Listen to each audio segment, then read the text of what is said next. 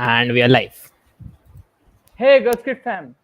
So today, welcome to the introduction to Filecoin and IPFS stream. So first of all, I know you all must be very excited because today we'll be announcing the rewards for GirlScript Summer of Code 2022. So as you can see on our official website, so wait a minute, let me just share this screen as well. So we have put the rewards carousel on it. So like you can see here, it's right below our sponsors section. So we have just put all the rewards that we'll be having for GirlScript Summer of Code 2022. So the top 3 contributors will be getting cash prizes, internship opportunities for hiring partners, which includes Mentro, cool t-shirts and swag kits, shoutouts on socials, certificates of appreciation, and subscription and perks from the in-kind sponsors. You can see all our in-kind sponsors here. Shout out to them as well. Next up, there's the top 10 contributors. They will be having similar internship opportunities, cool t-shirts and swag kits, shout outs on our socials, certificates of appreciation, subscriptions and perks from the in-kind sponsors.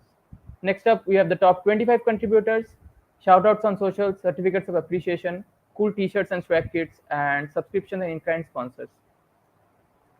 Top 50 contributors, shout out on our socials, certificates of appreciation, subscriptions from the in-kind sponsors. And finally, for the top 100 contributors, we'll be having a certificate of appreciation and subscriptions from the in-kind sponsors. Rewards for the active project admins and mentors, cool t-shirts and swag kits from official GirlScript Summer of Code, shoutouts on socials, certificates of appreciation, and subscription and perks from the in-kind sponsors. So that concludes our reward carousel. But like we have already discussed in the disclosed in the announcements of our server, all students will be above 60 points on our leaderboard will be eligible for the certificate of participations in our GirlScript Summer of Code 2022. And I hope you are excited for it as much as we are. So there's still 1 month left. So even if you have not started contributing yet, please do so right now because now is the time. And over to Harsh because he'll be introducing a very, very special guest today who will be hosting our awesome live stream. Harsh. Yeah. So hi guys, it's been great, and as you can see, all the rewards which were distributed on the website. So those are all for all of them, and anyone who passes the minimum threshold of 60 points and the PRs also get the certificates for the GirlScript Summer of Code. So yeah, everyone gets the certificates if you just pass the threshold. But now we have enhanced the stakes. We got a lot of things. The swag kits include a lot of hi-fi stuff this time as well. We have pitched in some hardware wallets as well, some NFTs as well, and a lot of things. So yeah, we gave GirlScript a blockchain shade, and yeah, this is what the today's session is also about. So one of our sponsors, Filecoin, it's one of the decentralized protocol where you can have storage into the place. And we have a real cool guest from them. So I'll introduce you, Piyush. Hey, Piyush. So yeah, Piyush is the developer advocate at Protocol Labs. Real fun guy. He was working with Polygon before this, and I have had him his mentorship when I was building my own projects. So yeah, so he'll walk us through the introduction to IPFS and Filecoin, and that's what this stream is about. So yeah, that's all the announcements we had before we start with the session. So yeah, we just posted our website, and you can check out the leaderboards and the prizes there. So yeah, I'll hand it over to Piyush. Piyush, you have the floor. Sure. Thanks, Harsh, for the good introduction. Let me share my screen first. Okay. There we go. So, as Harsh already mentioned, I'm developer advocate, and even I work for a collaboration team at Protocol Labs. It's the company behind IPFS and Filecoin, which I will, walk you through just in a little bit. Yeah, you can even follow me on Twitter. So yeah. So basically, first, though I want to clear up some confusions that may be out there. Few names probably you have heard floating around Web3 ecosystem, and share with you how you can fit together. how they fit together all together. Okay. First is PL, Protocol Labs, IPFS, Filecoin Foundation, and Filecoin. So you probably heard of these names, maybe even use them interchangeably, and not unfairly, as they are all tightly, affiliated, but they are all actually separate organizations altogether. So Protocol Labs is founded in 2013 by Juan Bennett. Uh, is basically a fully distributed open source R&D firm or organization which builds protocols, tools, services, and aim to help radically improve the internet and drive breakthrough in computing, which can help move us and humanity forward. So, as a big goal there, and luckily some powerhouse people and research going into the, into helping to drive this mission. So that's crazy. Then IPFS and Filecoin. There are two projects or protocols, whatever you can say, that are originally incubated in some sense by Protocol Labs, but now they operate on their own separate organization, as I mentioned it before. So originally, like the original white papers of both these were, released by PL in 2014, and followed by 2015. Like IPFS split out into its own entity, and in 2019, Filecoin was founded and released. Yep, like JK were still young and in the early here. So yeah, so Protocol Labs continue to be a driving force for research and development. IPFS and Filecoin as their own entity. So hopefully that clear up, and let's get into the tech part. Yeah, even I didn't mention about Filecoin Foundation. You can think of it like a, how exactly Ethereum Foundation works. So similarly, Filecoin Foundation works. It's for the Filecoin community specifically. Okay, now what we will be discussing in the hood today: the core concepts of IPFS and Filecoin, the tools around it, the possibilities of Web3, and some learning resources around Protocol Lab stack. And further, we will have the discussion. So yeah, so data, information, and knowledge are a couple of most important assets for our connected era, right? So they are critical for human development as well. So that's why we believe there must be a safeguard open in the hands of people. So, but they aren't in the current model. So let's start with the problem. Currently, the Web2 model is centralized. There are only few companies that are offering storage in Web2. Yeah, like Microsoft, Google, Apple, or Amazon. If they all, like if any of these fail, like which they do, so entire system can go down. As we further, uh, as you get further and further distributed your services, resilience and increases as the user themselves are what they are powering the service. So what's the solution, and how we build a web that is distributed? How do we get to a world where that has resilient performance, scalable, secure, efficient? Trustlessness is there, then censorship resistance is there, FRED is there, and privacy is there, and silo bursting web. So yeah, that's the question of R.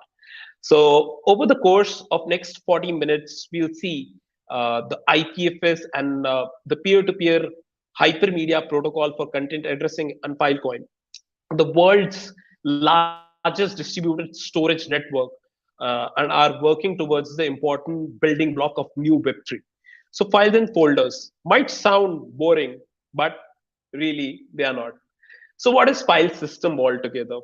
We'll come to that later. So what is IPFS? IPFS stands for Interplanetary File System, right? Now coming back to our question, what is file system, right? Files and folders, any file with any content, right? Then why interplanetary? Because it can be conceived in any way to upgrade the web in a way like that would still work when the network stretches across planets. So the idea being that if you are on Mars, and it may take 1 hour for a request to go down and come back from Earth, right? However, if that content was already fetched by someone else on Mars, then that person should serve the content instead of going back to earth, right? So as we see, IPFS is distributed by design. No centralized authoritative servers are storing content, and no central servers need to be contacted to obtain the content. So typically, you would upload the content to a server, a location maybe. Anyone wanting to download that content will have to get it from that location. So while IPFS things are with IPFS basically things are slightly different. In IPFS, you run an application that is called as the IPFS peer, and with it, you became the server itself. You don't upload content anywhere, but instead add it to the peer and make it discoverable by everyone else.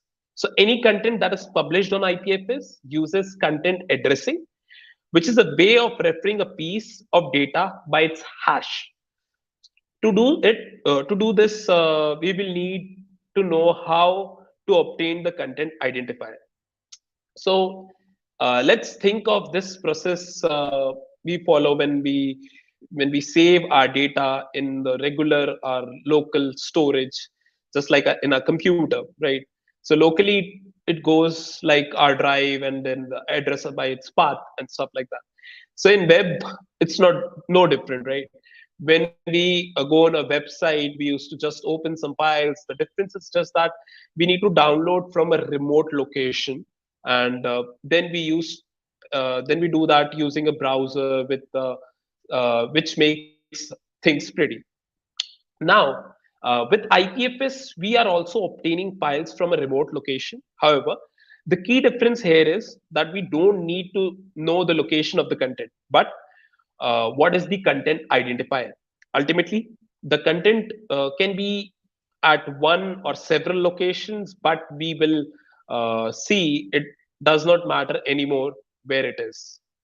Next, we will look at the key technologies making this possible.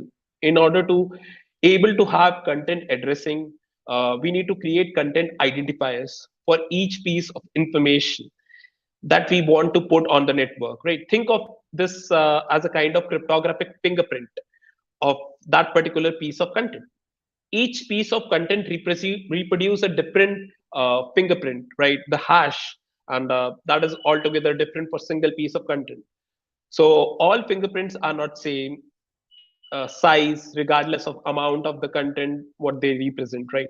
And you even might heard of some avalanche effect in hash if you have knowledge about some cryptographic things around the corner. So these fingerprints, which we named as content identifier or CIDs, can be reproduced anytime from the original content by hashing it, just like SHA-256 is one of the algorithm. So this means that if we want to obtain a piece of content after requesting a content ID, so we can verify that by given exactly what we have asked for. So you can verify it anytime. Coming to next is, but what about folders, right? Like files is okay, but what about folders? Folders are really just special type of files which have a list of files in the folder as content. So that list provides the name of those files. In case of IPFS, they are CIDs. Since a folder is a type of file, a CID can be obtained in exactly the same manner as other type of file. This means that we can represent a folder or even a full file system using a content addressable structure. Right. Now let's bring it to life. As you see here is on the right side, on the top level, it's at the root CID, right? So it has two entries corresponding to its like one is folder, and those folders have other entity corresponding to files. Each entry has the different fingerprint that is visualized with different colors. You are seeing like this here. Sorry. So this content address type of graph it is what called as Merkle DAG, directed acyclic graphs. So these Merkle DAGs used by IPFS allow us to move from location, from base address to content address in a single step. We are replacing location with the root CID of their content. The subpaths stay the same. But what would happen if we want to copy, just file.txt uh, to a folder of different user or a second user? It means like two things. First, we don't actually have to, copy the file. We just have to modify the folder to reference the content. So in IPFS, things works like you just have to have a pointer to that particular file. Second, two copies of the same content have the same identifier. So IPFS, so to IPFS, they are same thing. We call that deduplication. Secondly, since we changed the folder of the fingerprint of that folder, so yeah, correct. So since we have changed the folder, that like fingerprint of that folder is changed. So we just have to upgrade the upper folder so that it can, reference to a different fingerprint or the CID. That means that fingerprint from folder changed, resulting into a new root CID. In fact, that a CID will always represent exactly the same piece of information, unlike a location. So unlock the capacity of doing verification of any piece of data. Yeah, that matters because if CID is guaranteed to give you the same content, you don't have to get the content from a trusted or centralized server. You can ask anyone for the CID from anyone in the network, regardless of whether you trust them or not. Now, the first step when adding a content to IPFS network is to obtain the content identifier from that content. That means like this can happen offline at the moment. Once we have those CIDs, the next step is to announce them to the CID, to the IPFS network, so they can be retrieved by other IPFS peers. But what is a peer and how does it works? Coming to that point. So peer is like peers in peer-to-peer system are nodes that connected to other peers or networks or Swaram. So forget for the moment about IPFS and think about a group of people, right, where you are doing gossiping or something like that. So if you want to address a person and communicate, it helps if I can identify them, for example, by their name or something like that. If we can share a common language so that we can communicate or something like that. And even if we have to verify that we are who to claim to be, right? So same with the IPFS and the peers in the network. Each peers have unique identifier, their peer ID.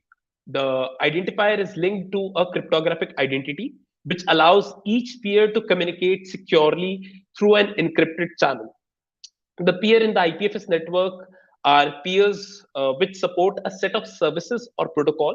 One of them serves to request certain content by its CADs from different peers and download it. But in order to get these, order to get there, it means that peers need to be able to discover each other, right? So the network transport and the support, just like TCP or like Bluetooth, and the service that can be understand. So this is the step which is called as content peer routing, and it is achieved by something called as distributed hash table or DHT. So DHT or distributed hash table is a critical service for each peer which is running in the network. So you can think it of as a distributed hash table. Think of it like a phone book, except everyone helps to maintain it here, not just in phone book. Yeah. So it's effectively a series of keys paired to values, just like a key value pair in any other ecosystem of database or data structure. So kind of like names paired to phone numbers in a phone book. Similarly, it works here. In order to get the value associated with a key, for example, a content ID, a peer will need to find some other peers that is storing it already. The process consists of asking other peers in the network who has the value of the key, just like the gossiping, right? But that not works in a random fashion.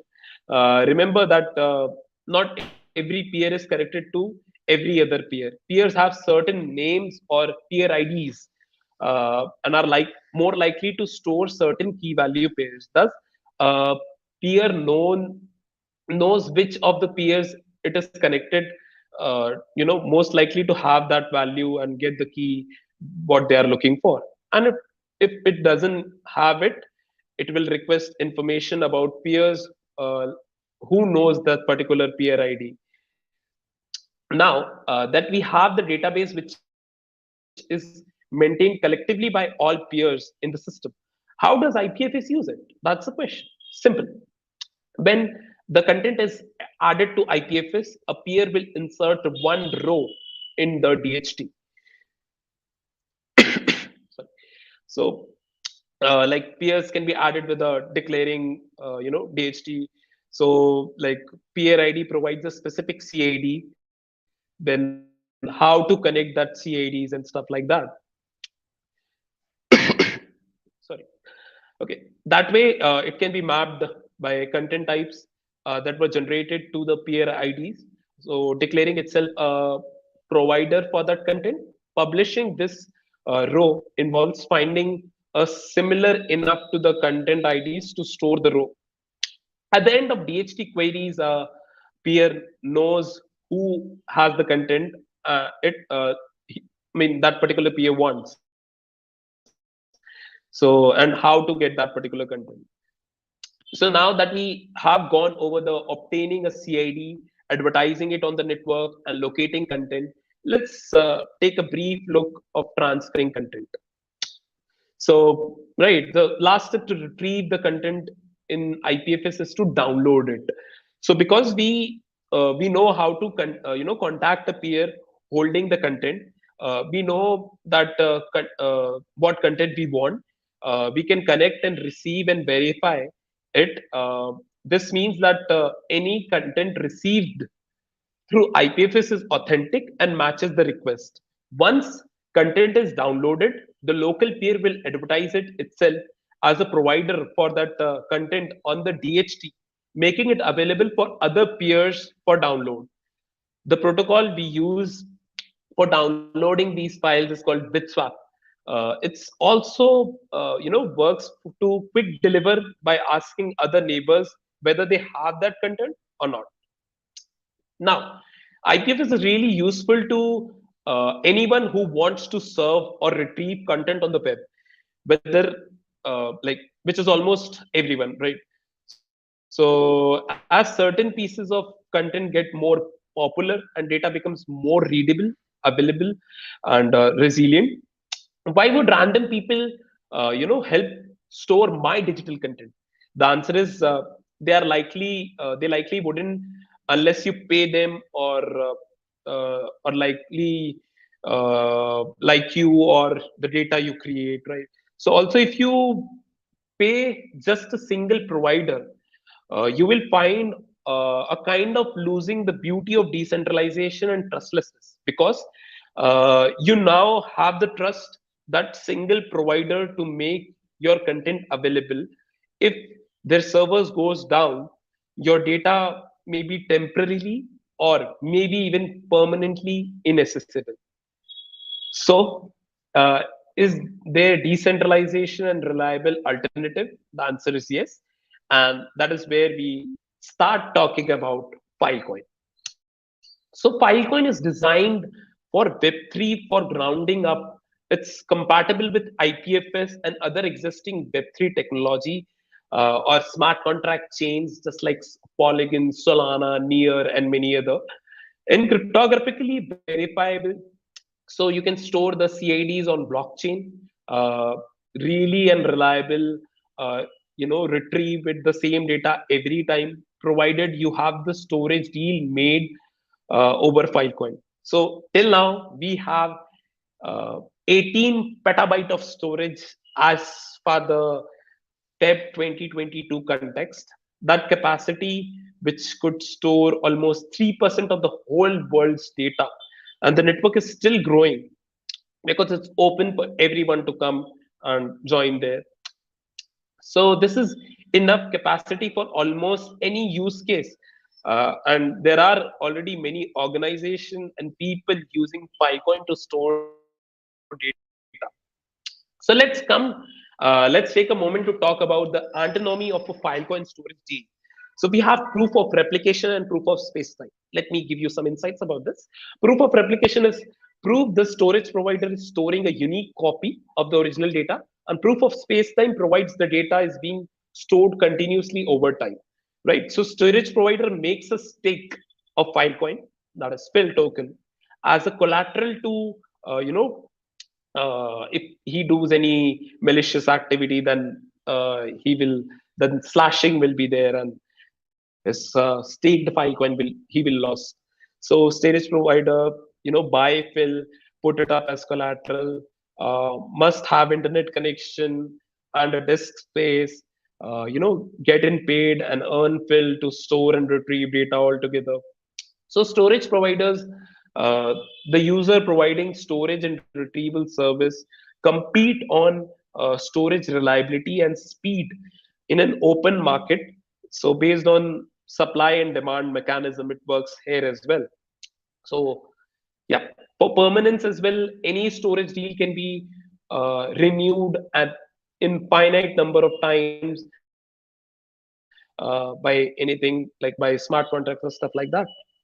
For redundancy, there can be infinite number of copies of the same storage deal, so that you will not lost your content onto the Filecoin network, and you will even have copies of these, let's say NFTs or any other, you know, asset into the ecosystem. So IPFS is a storage layer agnostic, and that is because of the magic of IPFS content CIDs or content identifiers, content IDs, whatever you can say. In that way, they are property of data itself, which makes them storage layer agnostic, allowing for fully flexible and modularity.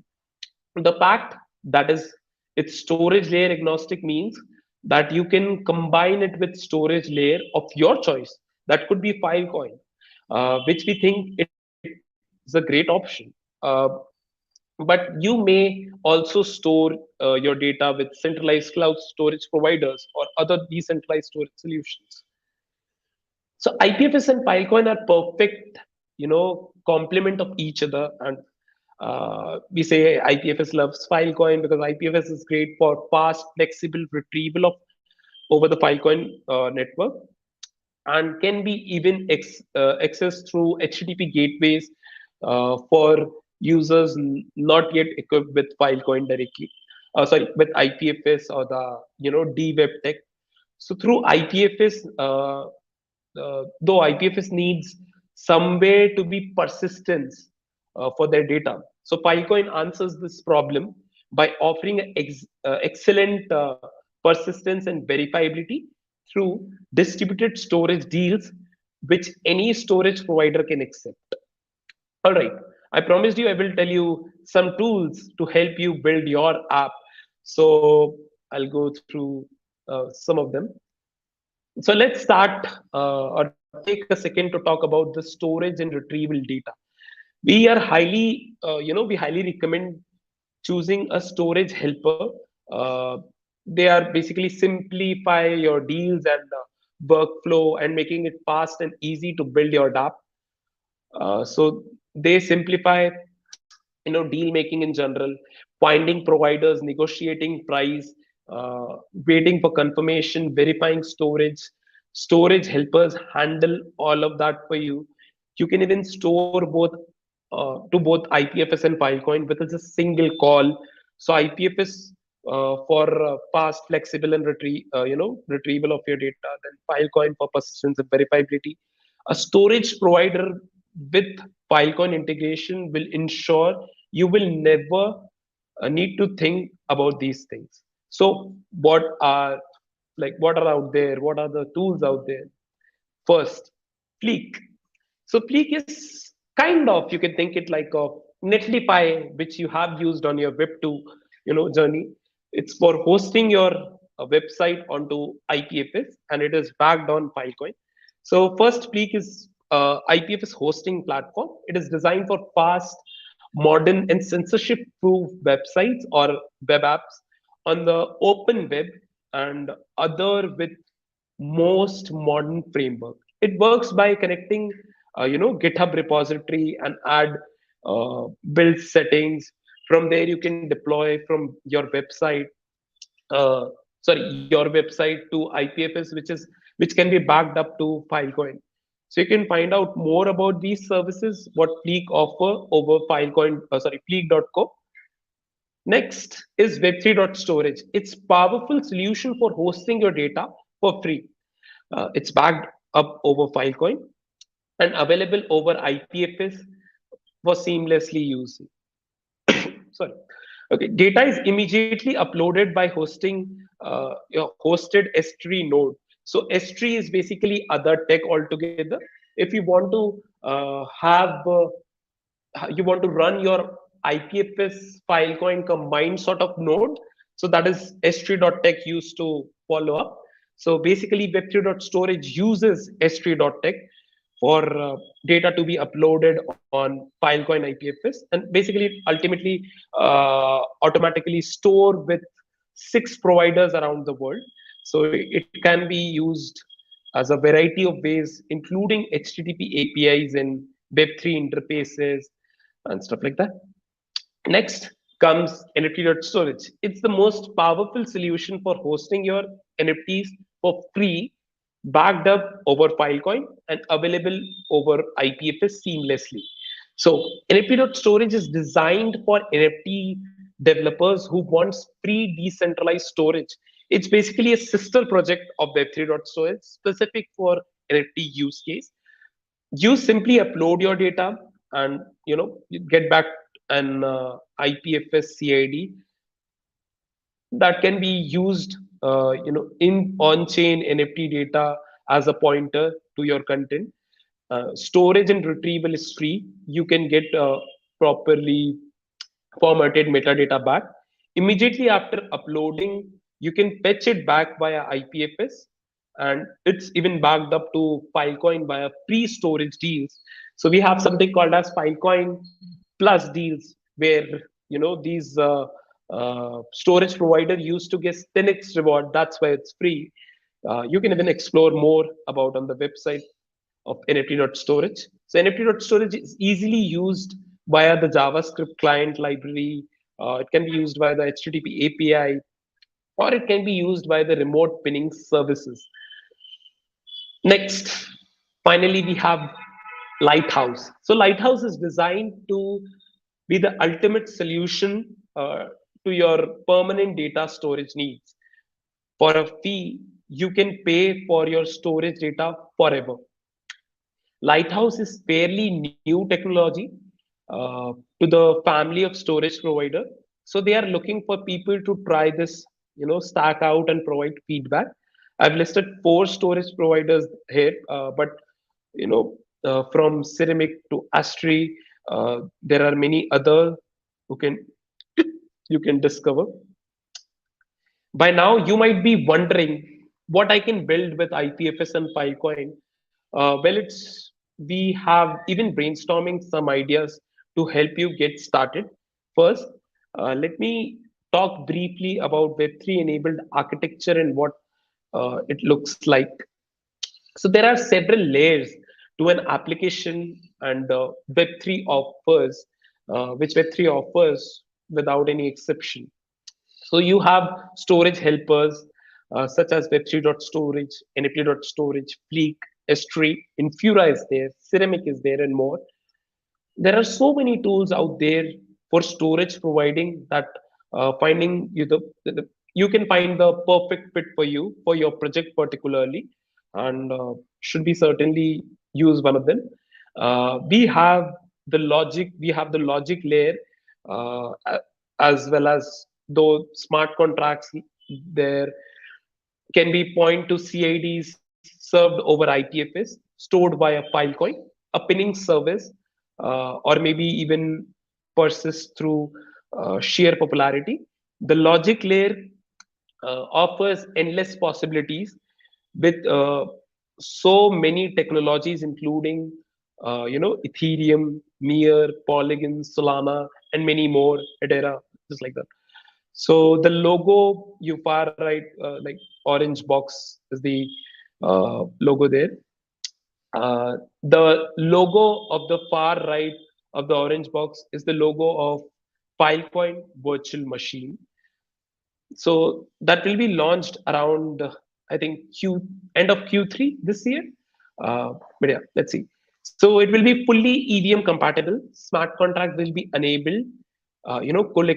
Co-locating storage and computing stuffs. So finally, we have the front end stuffs. So this is where you can see you can include Web2 methods like throwing your page on the web server and having some server side code, so do some work, and but also Web3, where websites can be served over distributed web, often with the integration like crypto wallets, NFTs, uh, serving your static websites over IPFS. It's quite easy. So you can hope to see more and more Web3 type front end as we move forward into the future. So here are 11 ideas of verifying vagueness, difficulties, and complexity, with three more after the slide. So you could create a social media website where data is shared directly, peer to peer, timeless, decided organically by the data literally receive in a stream of filtered by a client. Maybe you would like to build a peer-to-peer chess game, which is very common just because of some arena, where there are two players stake their NFT and win.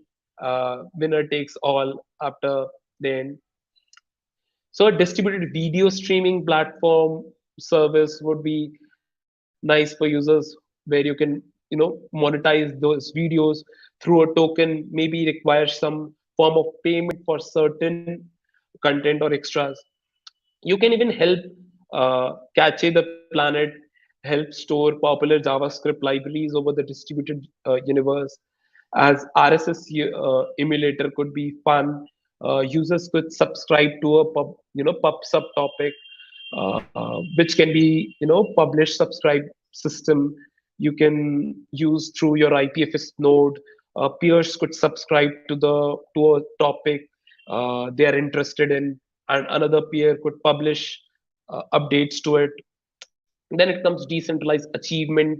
Could be fun to create a system where Web3 games can be easily integrated, uh, integrate achievements into their Web2 persist games, and adding a whole new layer of fun for the new Web3 games. You could even make a app to simply snapshot your website and provide the immutable CIDs representing that website. Building a distributed metaverse, which is even common by folks from school students. So that is even crazy, where you can host your own planet altogether, allowing users to colonize entire new worlds in inexpensive manner and distributed way. You could even build a decentralized service that can assist you to purchase the correct temperature of coffee.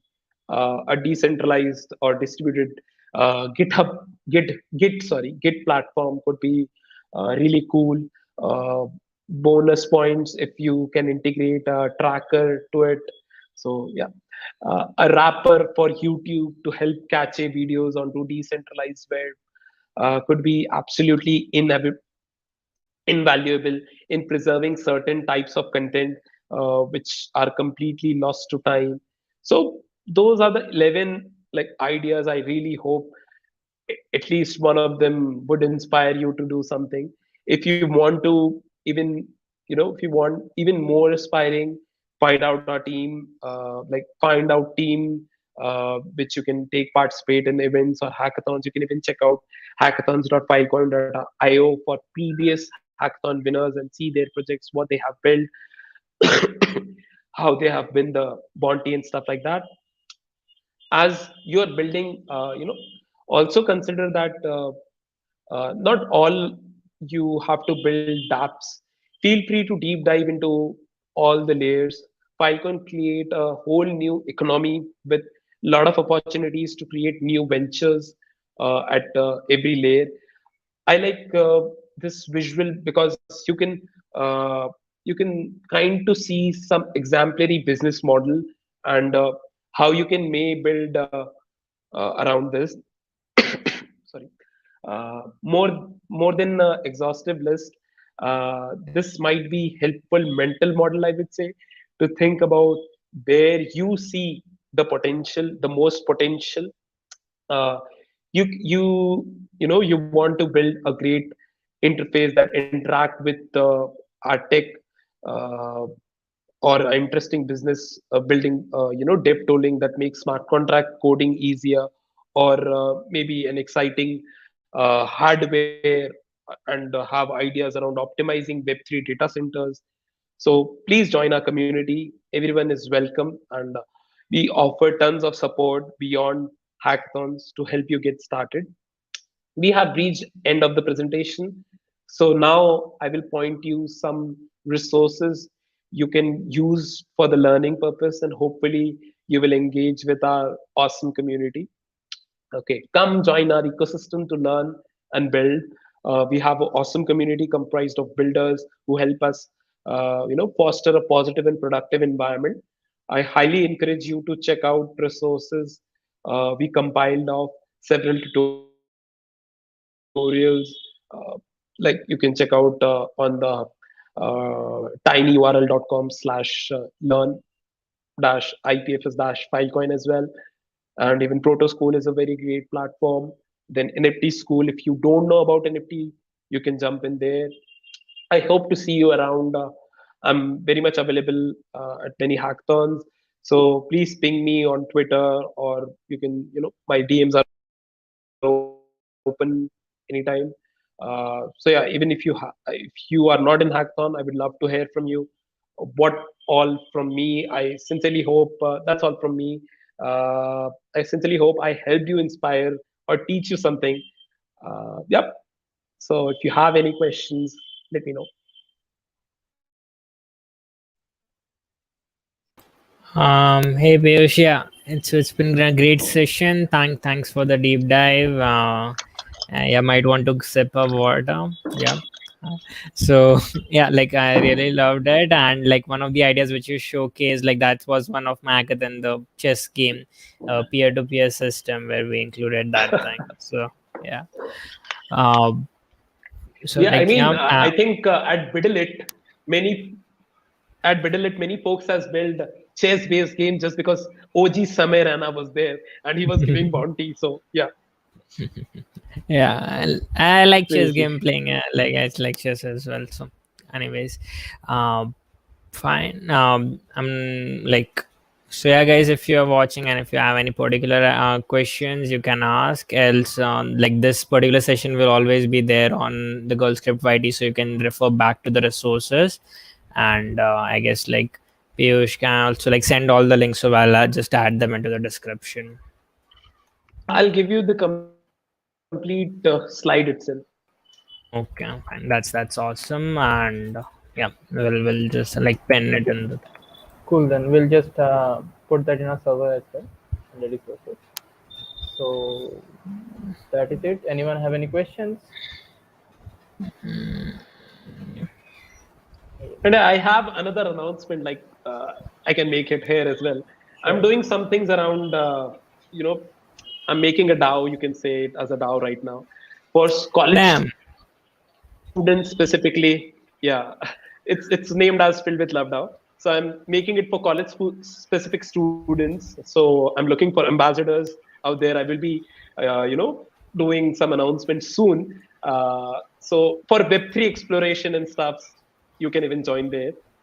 Let's see for the possibilities how we can make specifically in India. Nice. So like you're targeting all the college students and like school students out there for builders Initially college community. students, but yeah, initially college students, but I would love to do some things with school students as well, because school folks are even crazy. Like I have seen many folks building out metaverse, just they are in 10th and 11th standard, so that's crazy, and they're getting bounty of $10,000. So yeah, yeah, that's awesome. Like I've even seen some projects which are very awesome right now. If you are following DigiNoor, so they have built a very awesome, infrastructure, and they have initially followed up with Rajnikant's movie into NFT. So that's crazy, right? Even there are lots of things to explore in Web3. So yeah, let's see. Damn. Okay, And if you fine. have Like, any particular question, yeah, if you have any particular question, please, man, you can DM me anytime. And in Web3, you should DM. There are lots of folks who are ready to answer your doubts. So start asking. Yeah, just frankly ask. No one will be, shouting at you. okay. Um, Fine. So, like, where regarding this DAO, like, how does one get involved? And like, are you trying to like put in some stuff? Like, if there are any particular links, we can also like share about that. Yeah, yeah, that is not, not live now, but I will be planning some ambassador things, so I will give it to you so you can push it further. So it will be, I'm planning, just like we have ambassadors for Microsoft, Google, GitHub. I'm planning at that level. So hope I'll make it possible.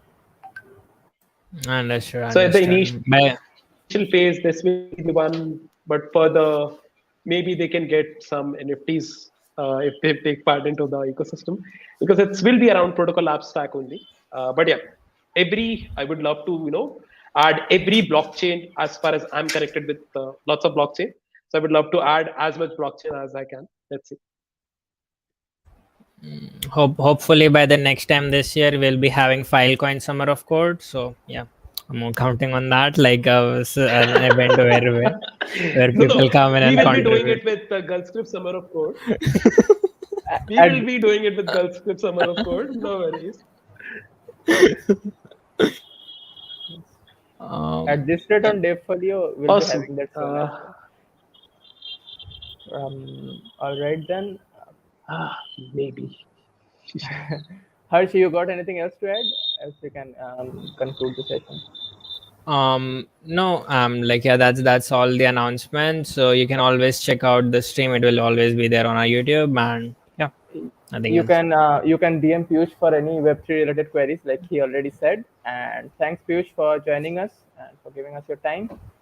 That will be all, guys. Thank you. Signing off. Bye bye, Bye. guys. See you on Earth.